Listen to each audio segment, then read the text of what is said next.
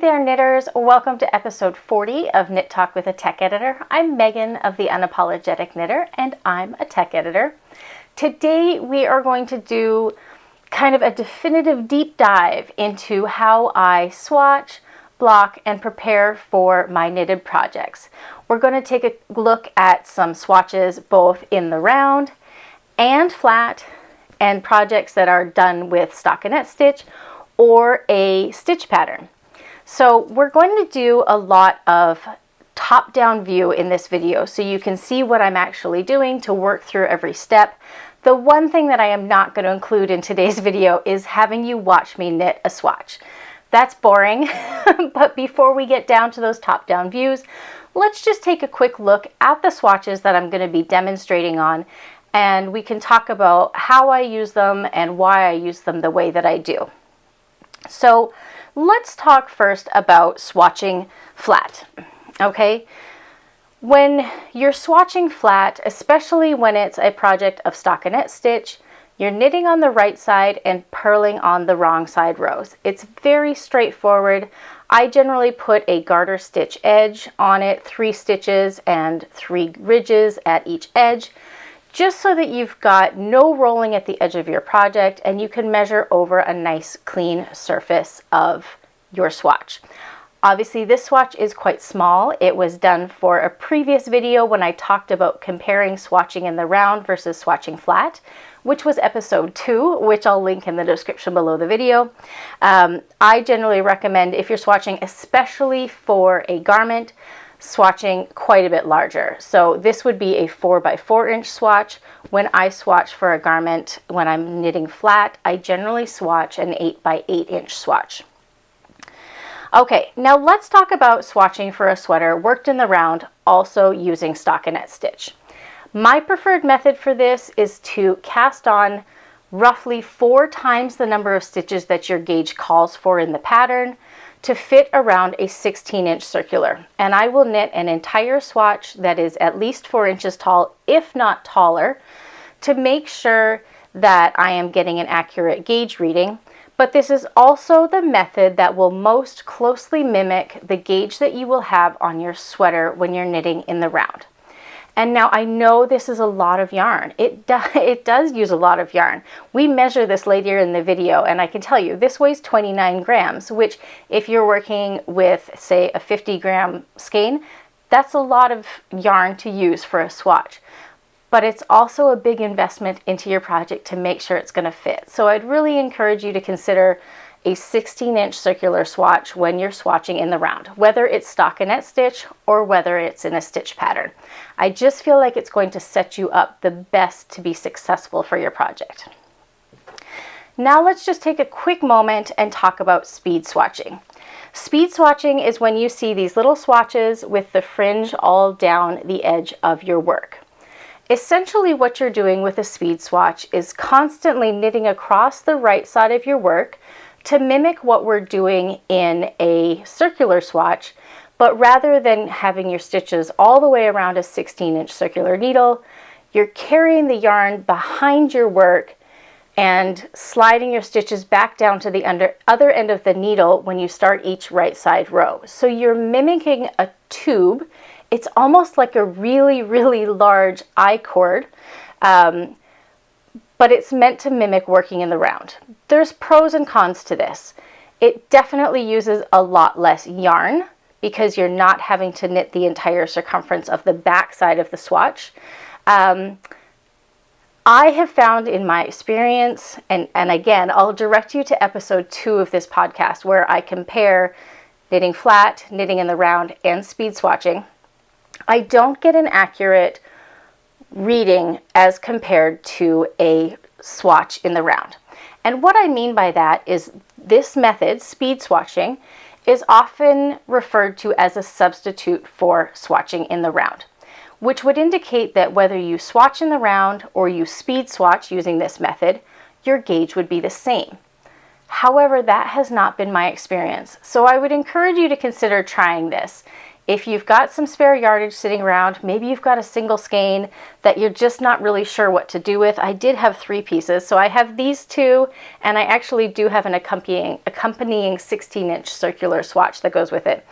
Try testing those 3 methods and seeing if your swatches are the same when you swatch speed swatch versus fully in the round.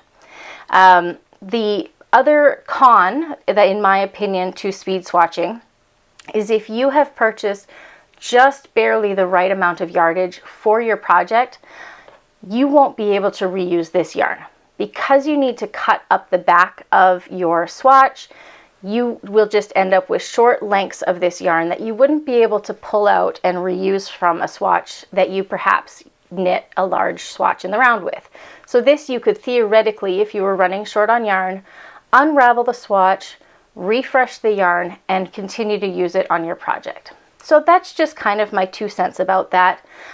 Also in the description below the video, because I know someone did specifically ask about speed swatching, I have linked not only to that episode 2 where I compare the 3 methods, but I've also linked to a tutorial that I have in my YouTube channel that actually walks you through the steps of how to speed swatch. So I would encourage you to go check that out if you want to learn more about it. Now we'll take a look at the other swatch that we're going to be covering today. This is a swatch in pattern.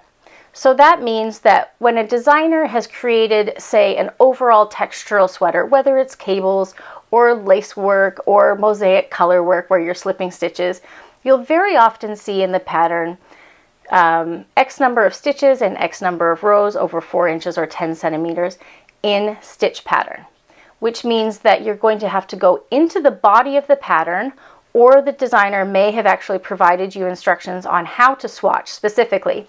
But you're going to be knitting the pattern on your swatch that you're knitting in your project, as opposed to swatching in stockinette stitch and then knitting your pattern in the, let's just for this example, cable pattern. And how I approach measuring them is similar, but how I prepare my swatch for measuring is different.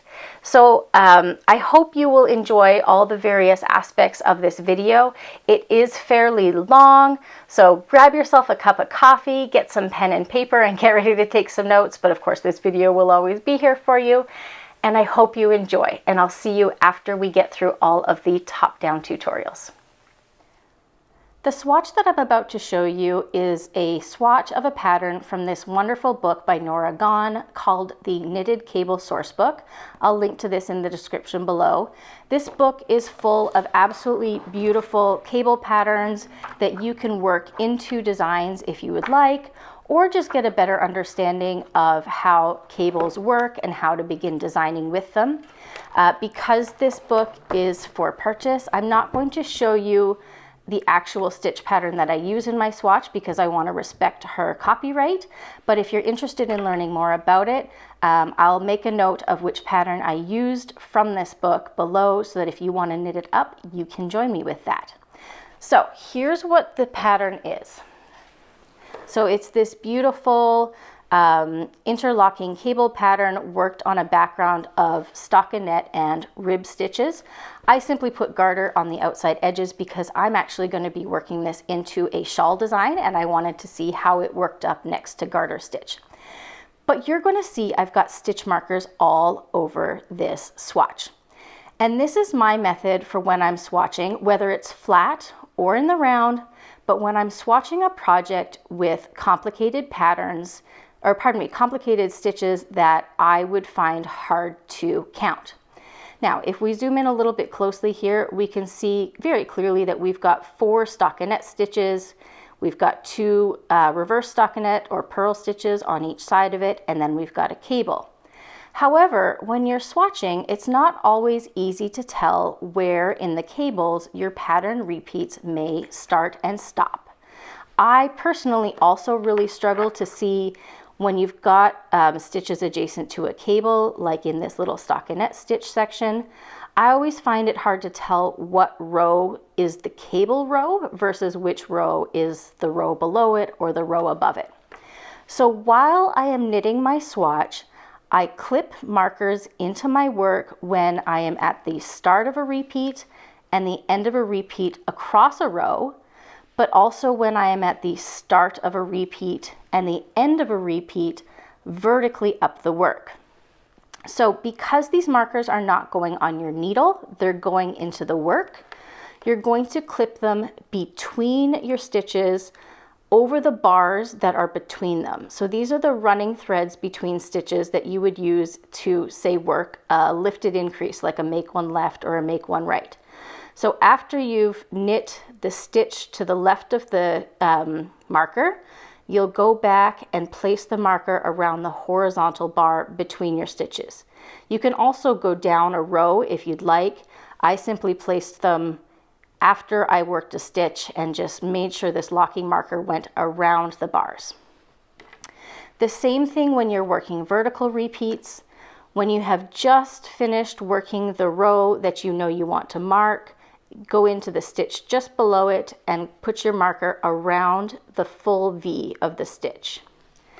So what this is going to tell me, both pre-blocking and post-blocking, and I just know this because I counted all the stitches, is I've got 3 repeats across my project and 3 repeats vertically. I have marked 2 vertical repeats with this marker here and a second one here, and 3 horizontal repeats across the work. I've got 2 that are outside of the cable pattern and in the stockinette, as well as 1 right in the middle of the crossed cables. So what this is going to allow me to do is, once I've blocked my swatch, is I'm simply going to be able to measure from marker to marker, figure out how wide it is, and then divide it by the number of stitches that I know, based on my pattern repeats, are between these markers. So I'm going to show you what that looks like once I've fully blocked all of these projects, or all of these swatches. So let's get to the blocking process. I'll walk you through how I handle swatches for something like a shawl versus swatches for something like a sweater. And then we will, once everything is dry, come back and measure everything so we can get planning for our projects. Okay, so here we are in my kitchen. I've got my swatches just out of view here, and I've got a nice large bowl with room temperature or tepid water in it. While we don't need this towel just yet, I have it down just for safety because I'm kind of messy with my blocking sometimes. And then the final product that we're going to want to consider is a no rinse wash. In this case, I'm using Eucalyptus. Another product out there is called Soak, which I just was not able to find locally to be able to show you a bottle, but please consider it. It's a wonderful product. So the first step that we're going to want to do with our wool wash is put about a teaspoon or so into our water.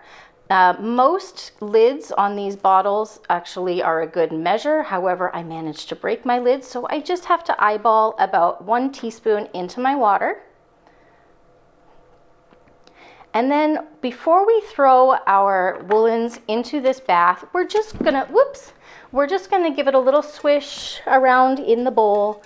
We don't necessarily need to create bubbles, but we just want to get those soaps through the water so that we can put our product in there and it'll absorb into all of the fibers. Now, the one thing that's really important to know about wool washes that are no rinse and why they're useful is the soap molecules actually like pull the oils out of your fibers.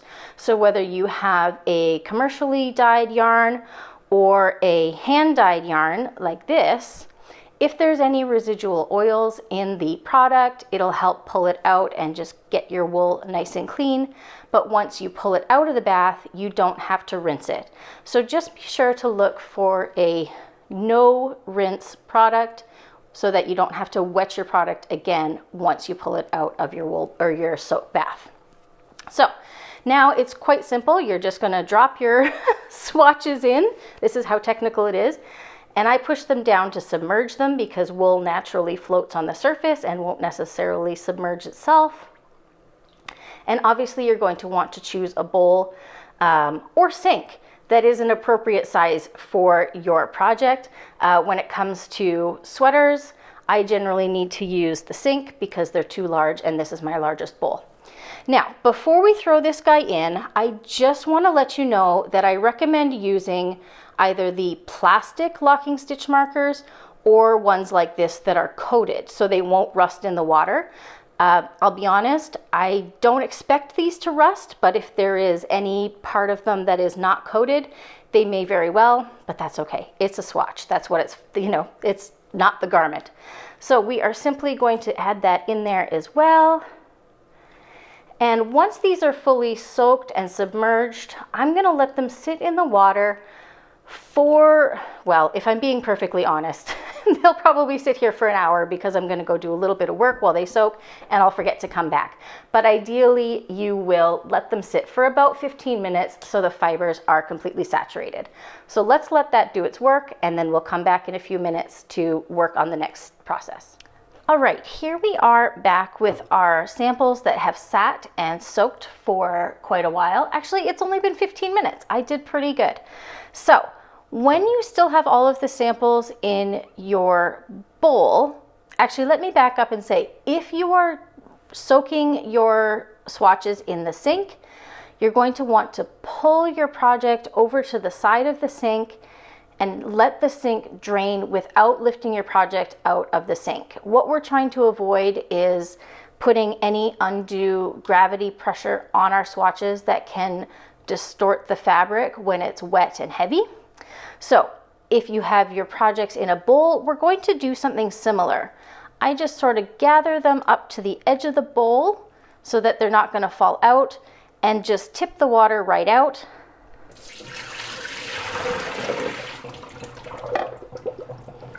And as I'm allowing that water to fall out, it's hard to show you this. I've got the swatches just tucked up in my hand and I'm just dumping out any excess water that falls out. Now, you can just put your bowl down off to the side and carefully lift out each swatch. Because they're small, this is easy to do. Actually, let me get that bowl out of the way. Hang on. So you can pull your swatch out and gently press it between your fingers to take out any water. You want to be careful that you're not twisting the fabric at all because that can twist or stretch your stitches in a way that is not going to be conducive to your actual gauge.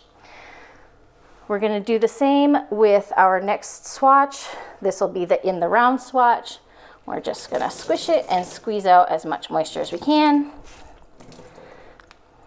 And one more time with the flat swatch.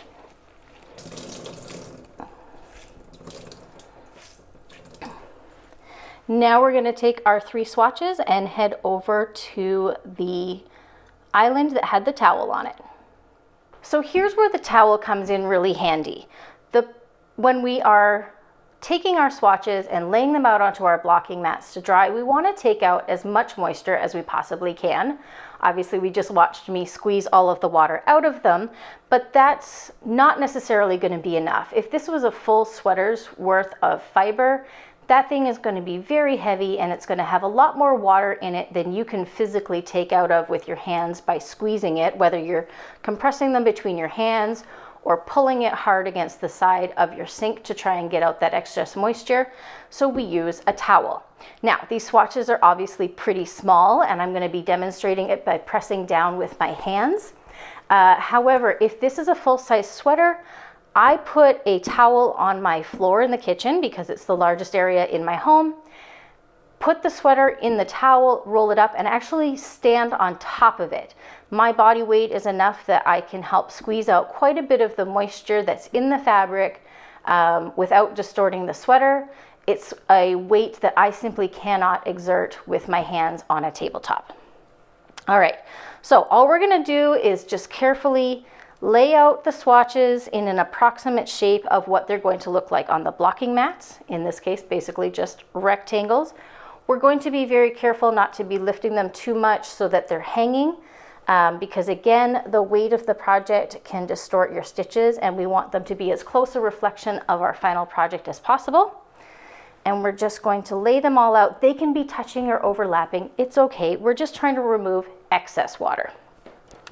Now I'm simply going to roll this up. I don't know what to replicate that. Like if you were making cinnamon buns, I don't know. I don't bake all that often. Okay, so you've got all of your swatches in here and you're just gonna press on top of it.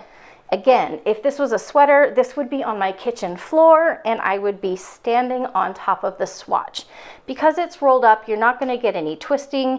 You're just pushing all of the excess water into the fabric of the towel. You can start to see there's a wet spot here coming through, so I released quite a bit of water there, which is good. And then when that's done, we're just going to unroll. We're going to unroll the towel. You can see how damp it is underneath this larger swatch. Same here and here. So now what we're going to do is transfer these to the blocking board. So I'm going to get the blocking boards set up and then I'll be right back. For those of you who are new to blocking or swatching, blocking boards or blocking mats are nothing more than these styrofoam blocks that interlock. This is the Knit Picks brand. I do know that Coco Knits has a lovely version where there are 1-inch grid marks all over them. And I know a lot of people with young kids also have these styrofoam mats that they use as a play surface.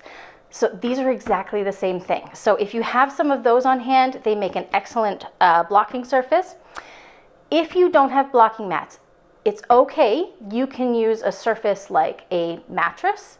However, you want to be sure that you're going to put down a garbage bag or a non-permeable surface over top of your mattress so that the mattress doesn't absorb any water from your project that may, or your swatch that may be left over. It will make the drying process longer and can sometimes lead to kind of a stink, a funk. You just end up with moisture trapped underneath your project that you don't want. So just make sure you have a non-porous surface underneath your swatches. If you are pinning out a swatch, as I'm going to be showing you for my flat swatch, you need to be able to put pins or something into it. So that's why I suggest a mattress. Okay, so let's keep going with our blocking here.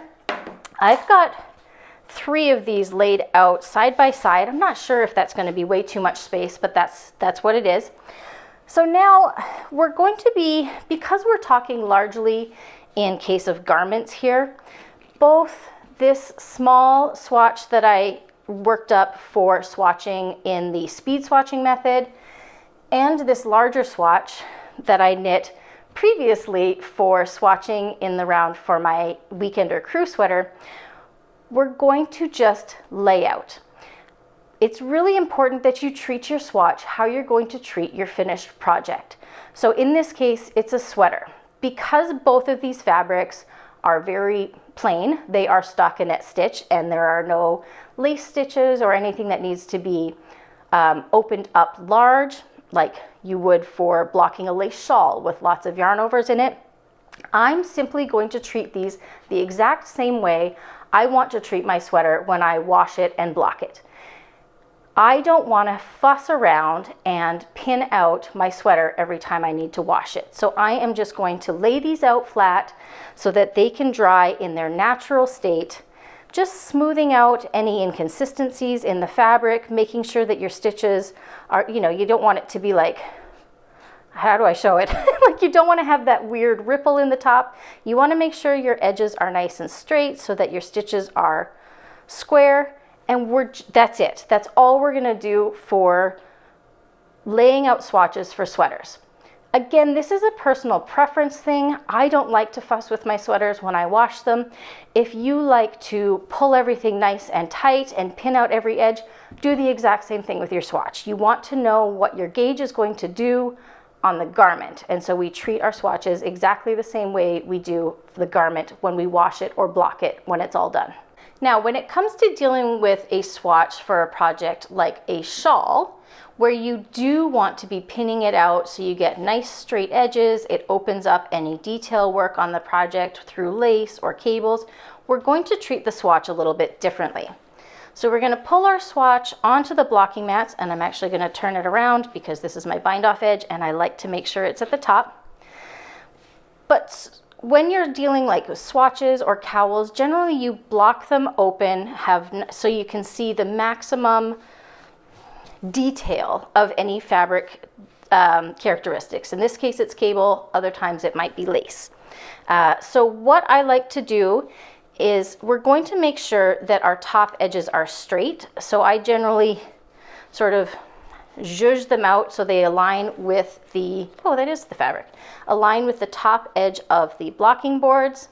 And I will grab a blocking comb. If you haven't seen these before, they've got multiple pins. It's basically like we've taken a whole bunch of these and stuck them all together in one big comb. It just makes the process a lot quicker. There are generally 2 sizes in a box. And so actually, I'm not even gonna start with that. No, I'm gonna start with that. I'm gonna get the first one up here. So I place the comb in that upper corner. So now I have locked in a starting point. Now what I'm gonna do is take a single pin and place it in each corner. Now your method for doing this may change, and I encourage you to do what feels best for you. I just wanna walk you through every single step that I go through to make sure that if you've never done this before, you have a frame of reference. So now we've got our top edge width set. Nothing is pulling too hard across the top. There's still a little bit of flexibility in the fabric. We will pin that down. But what we're doing here is setting the target width for this swatch. So basically the fabric sort of at rest, I just smoothed it all out. And now I'm going to take my tape measure and measure from edge to edge, and I'm at about 13 3/4 inches across the top. Now what that tells me is I also want to have my bottom width be 13 3/4 inches wide. That's why that step is important. Because we've got this corner completely adjacent to this opening and this opening, I know that this edge is where I want to be starting my next pin. So I'm going to line up that edge, again, without pulling it too hard. We're just trying to keep the fabric, at its relaxed state. I'm gonna put another pin in that corner. And from there, I'm gonna measure out my 13 3/4 inches from that pin and pull this corner, whoops, my tape measure is rolling. Pull this corner down to that point. And I'm simply gonna pin that. You can do one more check if you'd like. If you feel like it looks good, no problem, you can pin out the edges. I always do one more quick check and do point to point along this edge. I'm at 8 3/4, and point to point here, I'm at 8 3/4. That worked out really nicely. Sometimes I'm off a little bit, and so you can adjust this corner. But now what you can do is start to use your combs to pin along the edges of your project so that they stay nice and straight, and that's going to give you the most accurate reading of your cable fabric over the swatch once it's dry. I will see if I run out of these ones. We're just gonna, actually, I always find this really helpful. If you have a yardstick, it's a lot better than a tape measure that is flexible. But I just set it up pin to pin, and then I can use the comb to pull the fabric down to that ruler so that it's straight. You can see here I've got a little whoop in the fabric, so you can push it down, place the comb in it, and now it's a nice straight line across the edge of your ruler. So I'm just going to put these last few blocking combs in, and now we have to wait for it to dry.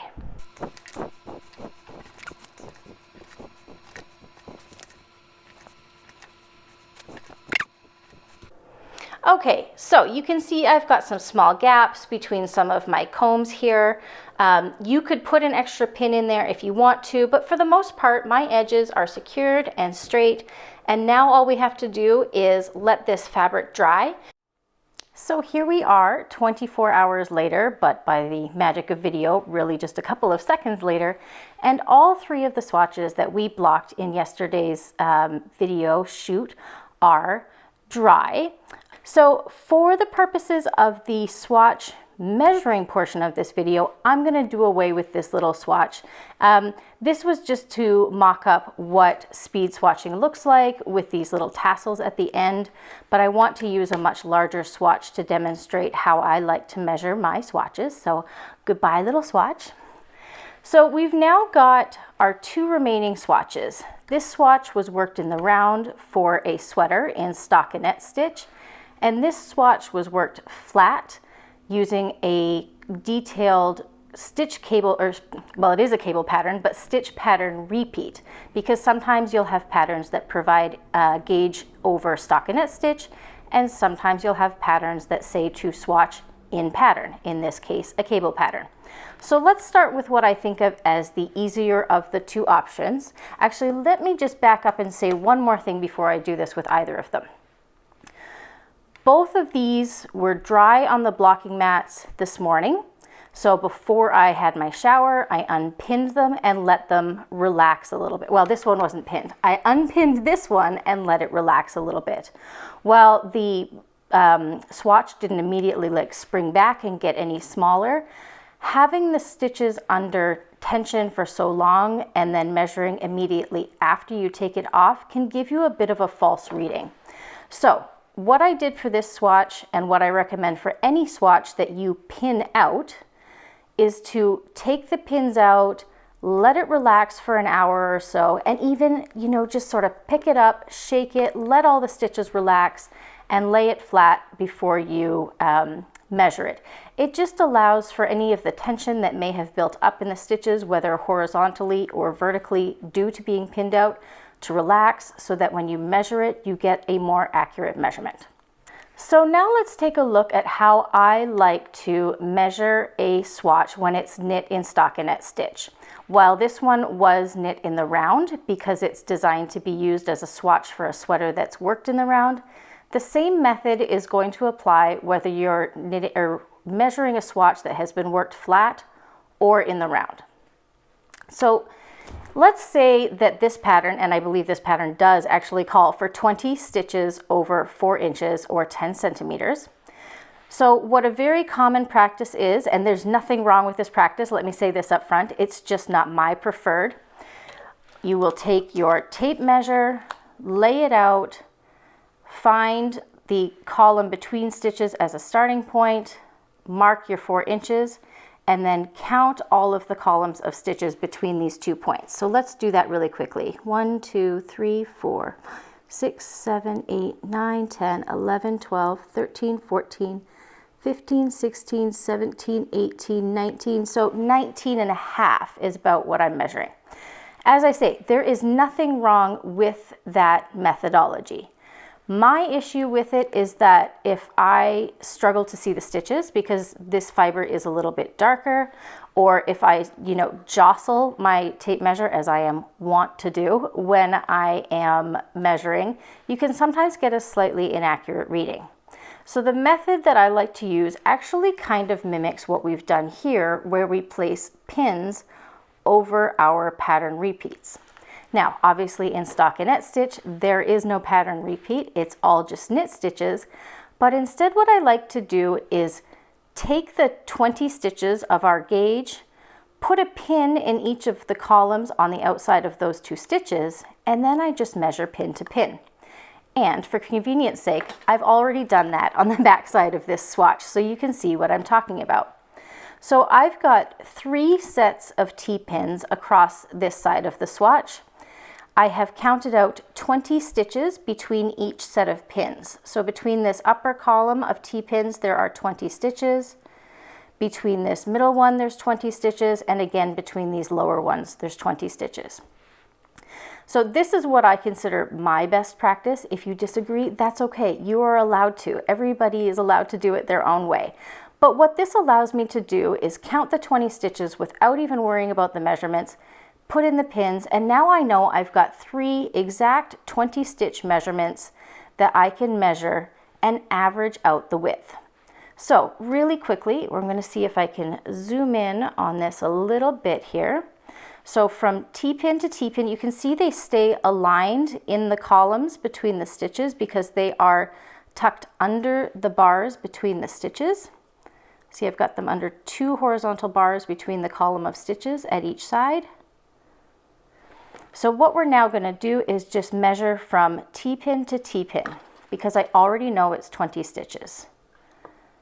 So on this top one, I'm getting about 3 inches, and boy, that might be 15/16 of an inch. That's pretty close. So what we would do is write down 3 inches and 15/16 for our number 1 measurement of 20 stitches, just on a notebook. Next, I'm going to come to my next set of pins, and I'm going to repeat the process. We're going to measure from T-pin to T-pin across. And again, it looks like I am getting about 3 inches and 15/16 over my 20 stitches. And one more time, we're going to measure from T-pin to T-pin. And again, I'm getting 3 stitches and 15, why can't I say this? 3 inches and 15/16. So since all 3 measurements that I've taken across this swatch are exactly the same, which is very convenient, I now know that I have 20 stitches over 3 5/16 of an inch, which means my stitches are slightly smaller than I want them to be. We would like 20 stitches to equal 4 inches total, so I'm off by 1/16 of an inch. Now, with that said, do I think that going up a needle size, I'm going to gain that 1/16 of an inch? Yes, I probably would, but also probably more so. So I would say that I have matched stitch gauge on this project. Now we want to do the same thing, but we want to be doing it with rows. So I don't remember what the row gauge for this project was. I would guess it would be around 26 rows over 4 inches or 10 centimeters, but I don't remember for sure. But we're going to do the same thing. We're going to take 1 stitch, and actually that's a little too close to the garter stitch. I'm going to come down a couple of rows. When I measure my gauge swatch, I generally try to avoid, 1 or 2 stitches close to any folds or edge, and 1 or 2 rows adjacent any opposite fabrics, in this case garter stitch versus stockinette, just because you want to have the most accurate reading of your stitches, and you can sometimes have tension differences at edges where it's folded or where your stitch pattern changes. All right, so we've just said that we're going to assume that the gauge is around 26 stitches over 26 rows over 4 inches or 10 centimeters. So I've put my first T-pin in, and I'm going to count down 1, 2, 25, 26. Well, that's almost the entirety of the swatch, isn't it? All right, so now we've got those 2 T-pins 26 rows apart, assuming that that's the pattern gauge. I'm now simply going to take my tape measure and measure from T-pin to T-pin, and I have about 3.5 inches. So I'm probably off on my row gauge estimate, but now I know that 26 rows equals 3.5 inches, so I can extrapolate how many rows I would need to make 4 inches. You would repeat the process of making 2 more measuring locations across your swatch, measuring all 4 and averaging them out to find your best distance or your average number of rows over your distance for your project. So when you're dealing with a project that has a stitch pattern that is required to measure your gauge over, we've already done part of the work for that. This closely mimics what we did here using our T-pins, but we've used locking markers as we knit the swatch to create our placements for the pattern repeats. So I have got 1, 2, 3 sets of markers that I have placed to be able to measure my stitch gauge, and I've got 2 vertical locations where I can measure my row gauge. Ideally, I would have placed another set of markers perhaps midway through the project to measure row gauge in the middle. I usually like to try to take 3 or 4 horizontal measurements and 3 or 4 vertical measurements, but I'll be honest, I forgot to place those markers, so they're not there, and this is just sometimes how it goes. So we're going to do something very similar. We're going to measure from marker tip to marker tip because these are placed between the columns of our stitches, and average them out. When you placed these markers, you knew how many stitches were in between. For example, each repeat of the pattern, so from this marker to here is 12 stitches, from here to here is 12 stitches, and again from here to here is 12 stitches. So I know that between each set of my horizontal markers that I have got 36 stitches. So again, I'm going to try to zoom in a little bit here so we can get nice and close to this work. And we will measure from the column at this stitch marker to the column at this stitch marker. And we can see that we've got roughly 5 inches and 7/16. This mark right here is the one that I am counting as the between the columns. And over those 5 inches and 7/16, I've got 36 stitches. I'm going to make a note of that in my little notebook. We're going to do the same thing on our next set of horizontal markers, if I can get them to cooperate. We're going to measure from right in the center of that cable where I've placed the marker, and in the center of this cable where I've placed the marker. And I'm going to say that this looks more like 5 and, what is that, 1, 2, 3, 4, 5. 5 and 5/8 of an inch. So my gauge has changed slightly when I measure it over the cable pattern. So again, I'm going to make a note of that measurement. This is still over 36 stitches. And one last time, we're going to take our final measurement between our 2 top horizontal markers. And now I'm getting a measurement of 5 inches and 3/4 of an inch over 6 stitches, or 36 stitches. So it's interesting to see that even over the course of the swatch, perhaps my tension relaxed a little bit as I was working up towards the swatch.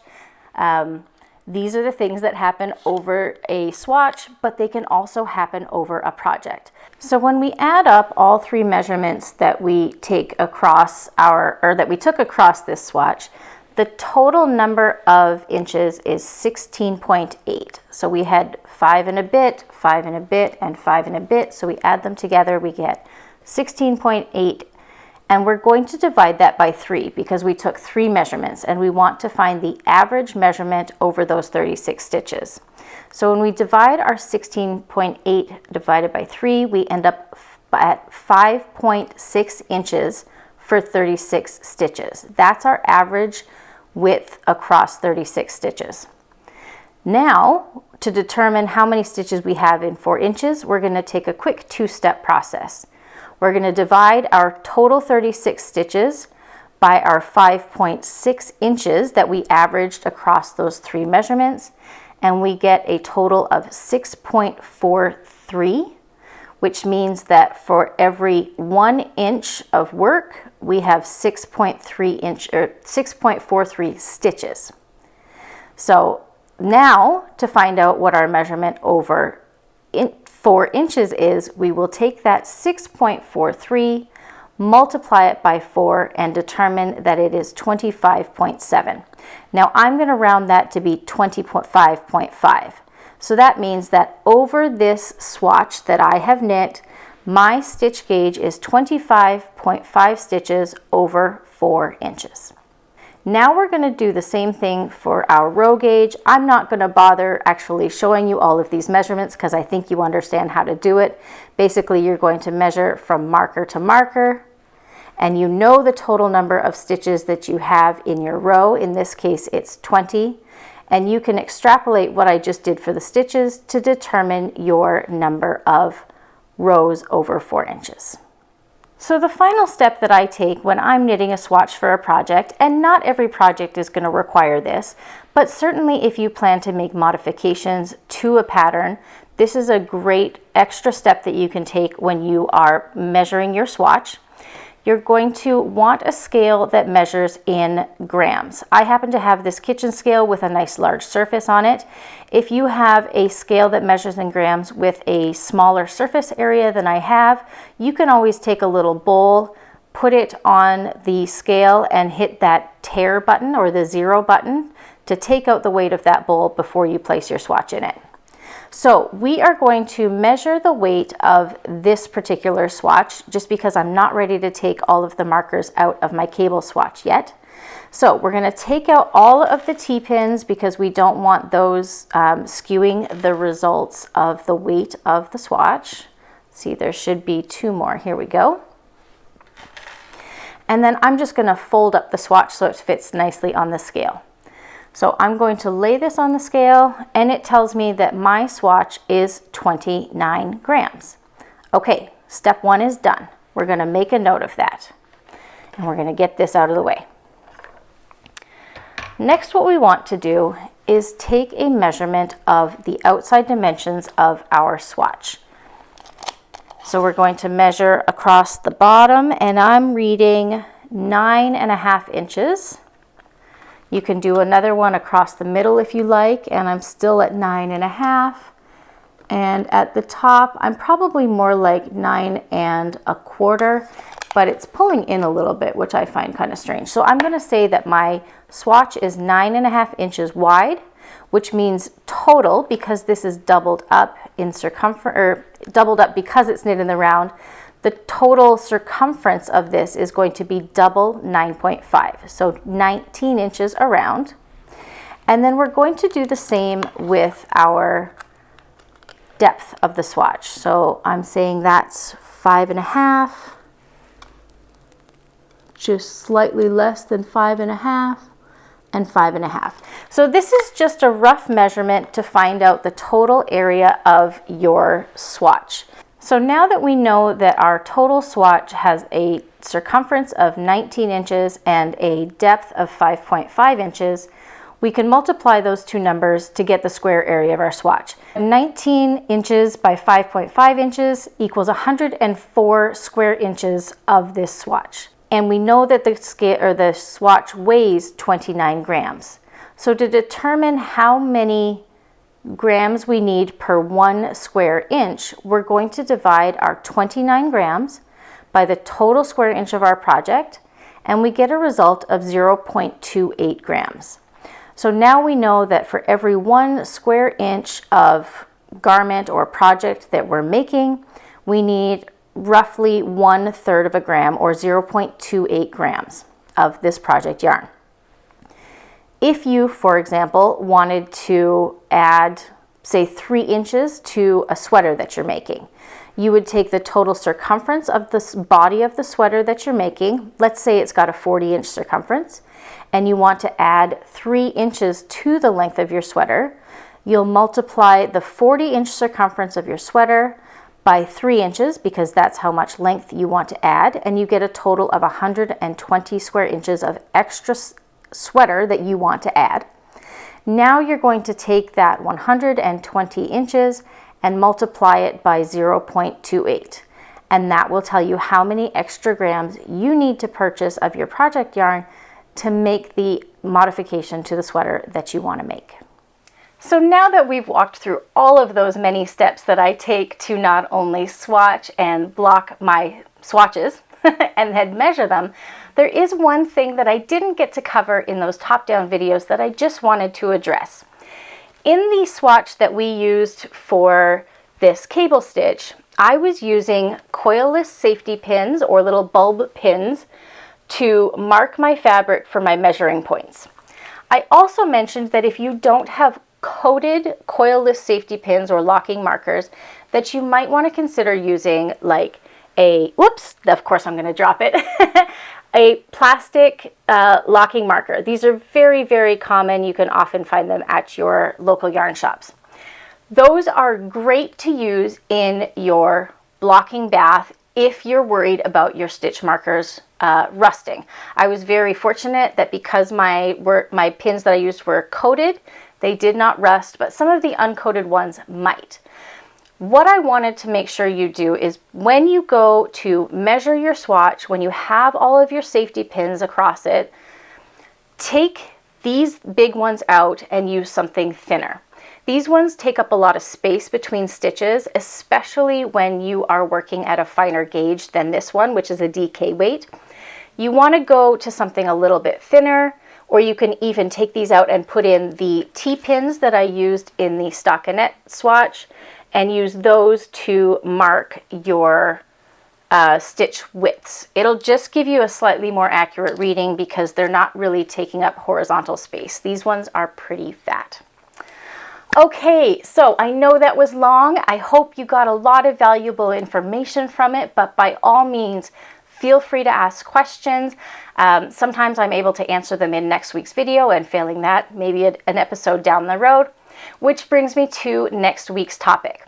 I had a couple of great questions come out of last week's video when we talked about dry blocking or spray blocking, whatever terminology you prefer to use, that I was hoping to cover in today's episode, but I feel like we got too long. So I'm going to use it for next week's video. We're going to talk about steam blocking next week. Not only just how to do it, a couple of options, but where I think you should and should not use it. And again, always just my opinion, do what feels best for you. But we're also going to take a look at swatching with some more unique fibers, right? These ones that I've showed you were either 100% wool or superwash wool with some silk in them. So we're going to talk about when you're using plant-based fibers, drapier fabrics like alpaca, or even cotton, which can tend to grow with wear. We're going to look at that, and mohair, and of course that steam blocking. So that will be next week's episode. If you have more things that is sort of in this vein of swatching and prepping for projects that you want to know about, please leave me a comment in the questions below. I like to try and group my videos together if I can, so that there's a bit of a theme for a little while to make sure you learn everything you need to. Of course, I run through my process of what goes on in my head, but I don't always know what's going on in yours. So do let me know in the comments. If you enjoyed today's video, remember to hit that like button. And if you are new here and you're not already a subscriber, remember to hit that subscribe button. The more people joining the community, the more people we get to help on their knitting journey. And that's why we have this podcast. Thank you so much for joining me today, my friends. Have a wonderful rest of your week. And if it's cold where you are, please stay safe and warm, and happy knitting.